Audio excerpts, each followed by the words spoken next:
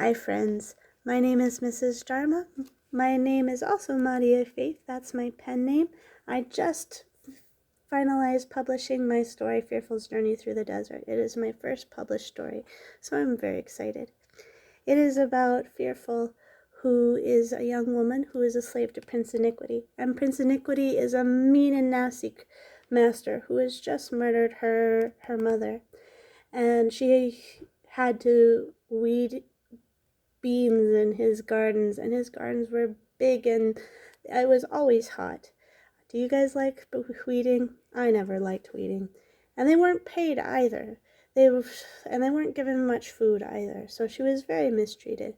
But so one day she's in the gardens weeding and mourning her mother's death when Prince Anoited One comes along and offers her the opportunity to come with him on a journey through the desert of choice to decide whether or not she would rather come and serve him and his father, King Holy One, in the land of land of promise. And the rest of the story is about her journey through the desert of choice. And she has so many questions. Is Prince Anointed One really better than Prince Iniquity? And if he seems loving and kind, but if he is so loving and kind, why did he let Prince Iniquity kill her mom? And why is he so loving and kind? And is it a facade? Some of the questions he will answer for her, and some of the questions she has to find out on the answers on her own. And some of the answers to some of her questions she doesn't find out until after she's actually made her decision on whom she will serve. So I hope you will enjoy this story. I was wondering if you would like to join me for a couple chapters. So come and join me if you're interested. We will start chapter 1. Before we do, though, I wanted to read you my dedication. I am dedicating this book to my grandpa, Jerry Kinney. He was my greatest encourager in becoming a writer. Without his loving pushing, I may not have come this far. So here we go, chapter 1. Mother, look, father, Fearful began to exclaim. Her father, anxious, was a logger for her Prince Iniquity. This winter was the coldest the capital of the land of enslavement had ever seen, and the slaves' rations of wood were not enough to warm their small shack. So when 5-year-old Fearful saw her father come home with an extra armload of wood, she started jumping with excitement. Fearful, Anxious reprimanded with a stern but frightened look. Fearful flopped down onto her mat, looking dejected. She didn't understand why her father would yell at her so when she hadn't done anything wrong. Anxious, where did you get that?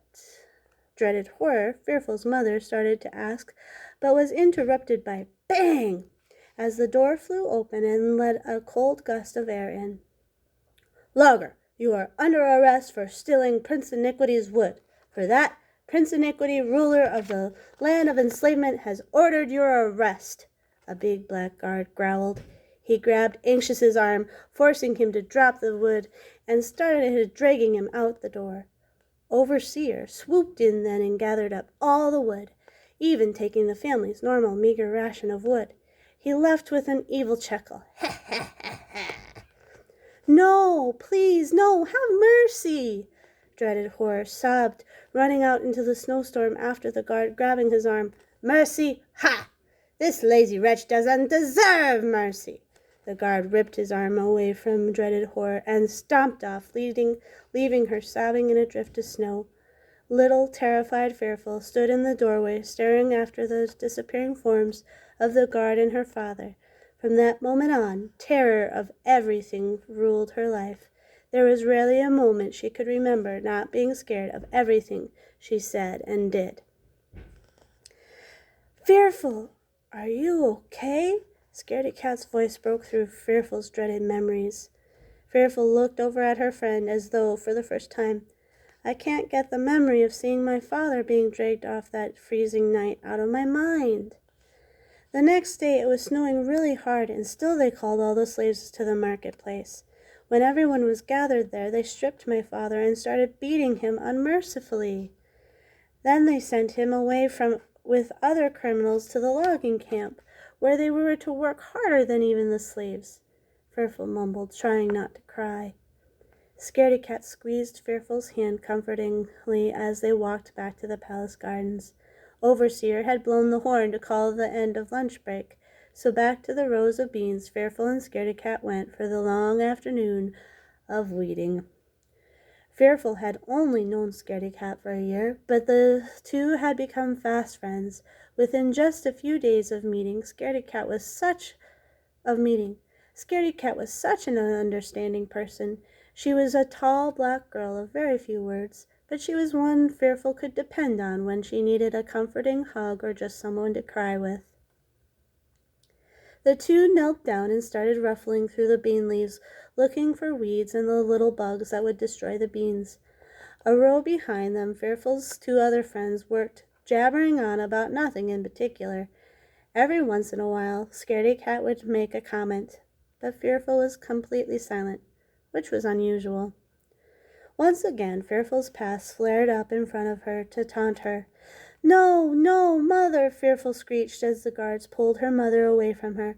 Her hazel eyes bulged out in terror as she ran after the guards, trying to grasp her mother's outstretched hand. Her heart was breaking into a million pieces. They couldn't do this to her. They couldn't take away her beloved mother. Little Rose, Fearful's mother cried out, struggling against the guards. It should have seemed odd to Fearful that her mother was using her father's new name for her, but she was so terrified by the sight of the guards dragging her mother that the name change did not register. Her mother's struggling was in vain. Fearful finally fell into a heap on the ground, sobbing as she watched the guards carry her mother off to the palace dungeon to await an inevitable execution. She couldn't take it any more. How could she live when her mother was gone? Her mother had been the one who had been Fearful's stronghold. Her mother had made things seem somewhat safe. "No!" her shattered heart cried. "You can't do this to me! King Holy One, how dare you let this evil one do this to me? You aren't loving. If you truly loved my mother—" Fearful started ranting in her heart to the king her mother had run away to see. She had gone to find out for herself if he was as wonderful as Fearful's father claimed. Just last summer, Fearful's father had run away from the logging camp to King Holy One, ruler of the Land of Promise, and had become one of his ambassadors. Since then, he had come back to visit Fearful and her mother a couple of times. Each time he came with stories of this wonderful King Holy One. How could this King Fearful's father claim to be so loving and caring now let her mother die like this? It wasn't fair. "You can't do this to me," Fearful's heart cried. She banged her fist into the ground as tears slipped down her dusty cheeks and onto the bean leaves. She felt like she had lost everything. "Fearful, you better get back to work. Overseer's starting to watch you awfully close," Scaredy Cat whispered into her ear. Fearful shook her head, trying to get rid of those dreadful memories. It had been several months now since Prince Iniquity had tortured her mother to death, and she was still finding herself getting whipped for idling when the memory would overcome her. Fearful would have been a gorgeous young woman if it wasn't for the apprehension that marred her beauty. Thick raven black hair hung straight down to the middle of her back. She stood at 4 feet 10 inches and was extremely petite. Her big, round hazel eyes would have sparkled if not for the terror that clouded them. Yet her fear-filled world was soon to be turned upside down.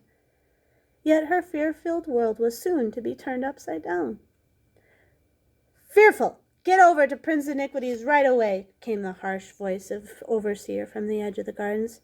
Yes, sir," Fearful called, horror in her voice. She ran to the dark, foreboding palace of Prince Iniquity. She wondered what she had done wrong now. She shook her with dread as she ran past the flower gardens that lay between the vegetable gardens and the palace. She stumbled through the servant's door to the dark and eerie dwelling of her hateful master, who had caused all of her heartache. Her heart hammered away in her chest. She hated being called to the prince with all her might. He was a hard and cruel master, often calling a dispensable slave for the pleasure of hearing the poor soul wail as he had him or her tortured and then beheaded. There was even rumor that he hung the heads up in his bedchambers as adornment. Others said that those were poor wives' tales to keep children in check, but Fearful wasn't so certain. One of the prince's high officials met her in the hallway that led from the slaves' door to all the different rooms the slaves might need to go to carry out their duties. "Prince Anointed One has come to see you." A worried grin look replaced the man's usual evil sneer. "What does he want with me?" Fearful's mouth dropped open in amazement. The official only glared and turned to lead the way. The only son of King Holy One had come to see her? Was this bad? The land of promise was said to be far away. Why on earth would Prince Anointed One come all that way through all those dangers just for her? To get there, one had to travel across the desert of choice. Almost everyone she knew said it was a treacherous journey filled with bandits, sandstorms, and the chance of dying of thirst. Speaking of which, I need a drink of water. I hope you are enjoying my story. I really enjoyed writing it. So Prince Anointed One has traveled across the desert of choice just to see her. Let's see what's going on. Also, the very name of these royals brought dread and hatred to Fearful's heart. This was the one who her mother had gone to see, and it was he who had not saved her. Had he come to play on her affections only to throw her away like her mother? He hadn't cared about her mother, so why would he want to see her? Still, she knew she couldn't disobey. The high official led her through the dark hallways and up a frighteningly steep, winding, and dimly lit staircase. Fearful put her hands on either side of the staircase so she wouldn't fall. Her heart started to pound uncontrollably, and her hands trembled. Have you ever had to go up something scary? I used to. No fun. After what seemed like hours, they came to the top and went down another gloomy hallway which came to double doors. The man opened these to reveal Prince Iniquity sitting on a throne at the other end of an immense room filled with all his courtiers. The man led Fearful up to the throne. She bowed obediently, but as she was doing so, she noticed something strangely familiar out of the corner of her eye. When she looked up to see what it was, her heart jumped for joy, for what she had seen was the edge of the birthmark on her father's hand. He was standing among the courtiers. A man in princely robes stood beside him. That must be Prince Anointed One, Fearful thought to herself. Yet not even the dread of seeing the one who supposedly had come to see her could keep her from rejoicing over her father's presence. She did wonder why her father was with the prince, though. It must be because of his new job, she decided, not giving it much more thought. She was too happy about seeing him to wonder about that. Prince Iniquity's voice broke through her joyful thoughts, causing her to cower. "Fearful! This prince thinks you should have the opportunity to choose between serving in my kingdom or his father's kingdom. He will take you through the desert, after which you can make your choice." Excuse me. His voice was grating and horrible. Fearful had seen even the strongest and bravest of his warriors go weak in the knees when he got angry with them. She didn't have to look up to know he was glaring at her. "It's the law of the universe that nobody can be denied this right," Prince Anointed One said, stepping out of the crowd and standing beside Fearful. His voice was so gentle and kind, but also so commanding that it surprised Fearful. This incited curiosity in her as to who this prince was. But she didn't dare look up, or Prince Iniquity's wrath would fall on her. Even the youngest slaves knew better than to look up at royalty. "How can the one who let my mother be killed sound so kind?" Fearful asked herself. She wasn't given time to ponder the question long, though. Look at me. You have until tomorrow to decide if you want to go with him and see what is so good about him. Got that? You must finish today's work, and if you're not packed up and gone by sunup, you're in the fields. Now get out of my sight before I change my mind." Prince Iniquity dismissed her with a threat. Yes, sir," Fearful said, her voice quivering with terror. She quickly bowed to Prince Iniquity before turning to her father and Prince Anoited One. "Good day, your highness." "Good day, father," Fearful murmured with a curtsy. She dared to look up at her father. He gave her a loving smile and nodded. She then turned and ran, for she'd rather weed 1,000 rows of beans than be in the presence of Prince Iniquity. He had a mean, hawk-like nose, pale skin, shoulder-length blonde hair, which made him look like a wild beast, and those cruel, cold blue eyes could almost kill. She ran down the steps, for her fear of Prince Iniquity was greater than her terror of falling. The sooner she could get as much distance between herself and him as she could, the better. She, for once in her life, actually skipped back to the gardens. "What did you do?" Prideful asked, looking over her shoulder at Fearful with her haughty green eyes. "Nothing. Prince Anointed One came to see me." Fearful fell into her place beside Scaredy Cat. "Really? Is he as cruel as some say?" asked Scaredy Cat timidly. "I don't think so." "I don't know," Fearful said after a moment of thinking, but then she caught a glimpse of Overseer out of the corner of her eye. "Overseers, though. Let's get moving," Fearful exclaimed. Fearful picked up her speed and started picking the weeds with a vengeance, for Overseer had started paying close attention to her and her friends. He was starting to curl up his whip so it would be ready for use. Other than Prince Iniquity, the most horrible thing was Overseer and his whip. She'd been the victim of Overseer's wrath and his whip a couple of times, and it was like a ghastly nightmare. Overseer's wrath came in second only to Prince Iniquity's, and that was a close second.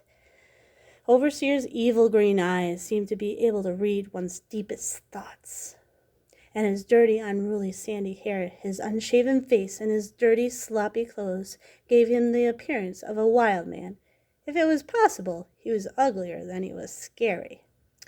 Well, friends, I need to get ready for my next class of students, so I will see you for the next part of Chapter 1 of Fearful's Journey Through the Desert another time. I hope you enjoyed it. Bye!